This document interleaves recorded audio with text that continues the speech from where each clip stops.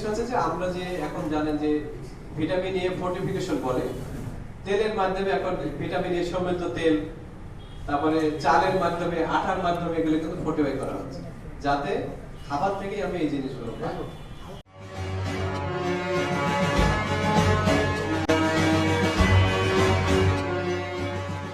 যশোরে আগামী 28 জুন জেলা জুড়ে জাতীয় A+ ক্যাম্পেইন অনুষ্ঠিত হতে যাচ্ছে।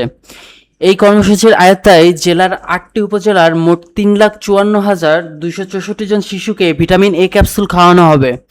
বুধবার দুপুরে যশোর সিভিল সার্জন কার্যালয়ের মিলনায়তনে আয়োজিত এক সংবাদ সম্মেলনে civil surgeon doctor Masud Rana এই তথ্য নিশ্চিত করেন। স্বাস্থ্য বিভাগ সূত্রে জানা গেছে, এবারের ক্যাম্পেইনে 6 মাস থেকে 11 মাস বয়সী 44,612 জন শিশুকে একটি করে নীল রঙের ক্যাপসুল এবং 12 মাস থেকে 49 মাস বয়সী 3,09,652 জন শিশুকে একটি করে লাল রঙের উচ্চ ক্ষমতা সম্পন্ন ভিটামিন এ ক্যাপসুল খাওয়ানো হবে। আগামী 28 জুন সকাল 8টা থেকে বিকেল 4টা পর্যন্ত এই টিকাদান কর্মসূচি চলবে। ওই দিন সকাল 9টায় উপশহর শিশু হাসপাতালে আনুষ্ঠানিকভাবে এই ক্যাম্পেইনের উদ্বোধন করা হবে।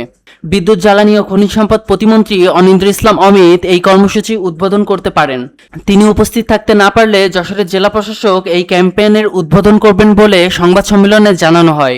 সংবাদ সম্মেলনে উপস্থিত ছিলেন প্রেস ক্লাব যশোরের সভাপতি জায়েদ হাসান টুকুন, পরিবার পরিকল্পনা বিভাগের উপপরিচালক Mohammad Dildar Hossain, deputy civil surgeon doctor Mohammad Nazmus Sadiq এবং MOCS ডক্টর মৌসুমী বিনতে মানিক প্রমুখ।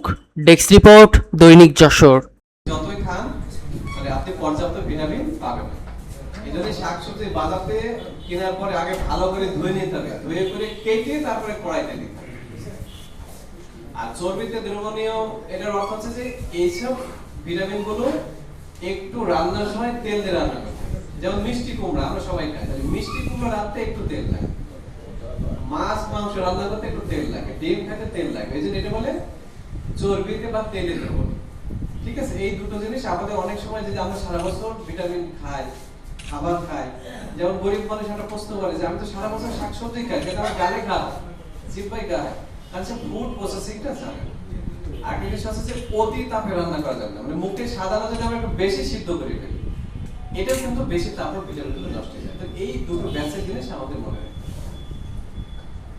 তো ভিটামিন এ কেন গুরুত্বপূর্ণ? কারণ এটা হচ্ছে মানব দেহে তৈরি হয় না, মানব দেহে তৈরি হয় না, তাহলে এটা বাইরে থেকে নিতে হয়। তাহলে কিসের থেকে পাবো আমরা? একটা হচ্ছে খাবার থেকে, যেটা সোর্স হতে হবে উদ্ভিদ সোর্স এবং প্রাণীজ সোর্স।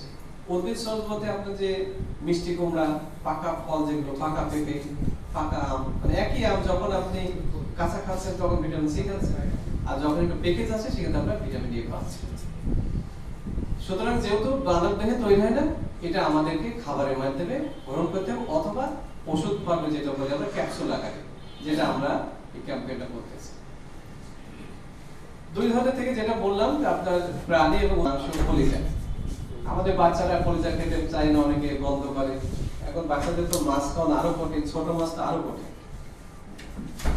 আর উদ্ভিদ সোর্স যদি আপনি দেখেন স্লাইডে আছে, গাজর আছে, মিষ্টি আলু, লাল শাক, আম, পাকা পেঁপে, পাকা কাঁঠাল, খেজুর, এই খাবারগুলি আমরা ভিটামিন, যেটা আমাদের দেশে কিন্তু অ্যাভেলেবল।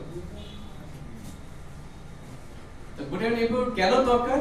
শরীরে স্বাভাবিক বৃদ্ধি বজায় রাখে, চোখের দৃষ্টি স্বাভাবিক রাখে, গর্ভকালীন বয়সের বৃদ্ধি স্বাভাবিক রাখে,